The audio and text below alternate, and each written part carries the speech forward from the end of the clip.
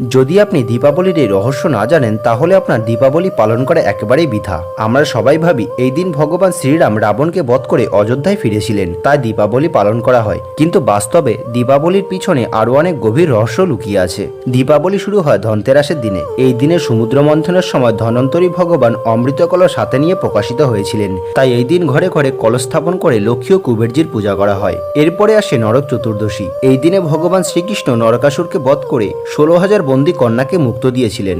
এই কারণে মানুষ এই দিনে তেল বা তিল দিয়ে স্নান করে অশুভ শক্তি দূর করে। আর তৃতীয়ত হলো লক্ষ্মী পূজন, অর্থাৎ মূল দীপাবলি। এই দিনে ভগবান শ্রীরাম অযোধ্যায় ফিরে আসেন এবং মাতা লক্ষ্মীও সমুদ্র মন্থনের সময় এই দিনে প্রকাশিত হন, তাই এই দিনে ঘরে ঘরে লক্ষ্মী ও নারায়ণের পূজা করা হয়। আর চতুর্থ হলো গোবর্ধন পূজা। এই দিনে ভগবান শ্রীকৃষ্ণ তার কড়ি আঙ্গুল দিয়ে গোবর্ধন পর্বতকে তুলে ব্রজবাসীদের ঝড় বৃষ্টি থেকে রক্ষা করেছিলেন এবং ইন্দ্রদেবের অহংকার ভেঙে দিয়েছিলেন। তাই এই দিনে আজও গোবর দিয়ে গোবর্ধন পর্বত তৈরি করে তার পূজা করা হয়। আর শেষ দিন হলো ভাইফোঁটা, যেদিন যমরাজ তার বোন যমুনা দেবীর সঙ্গে দেখা করতে গিয়েছিলেন।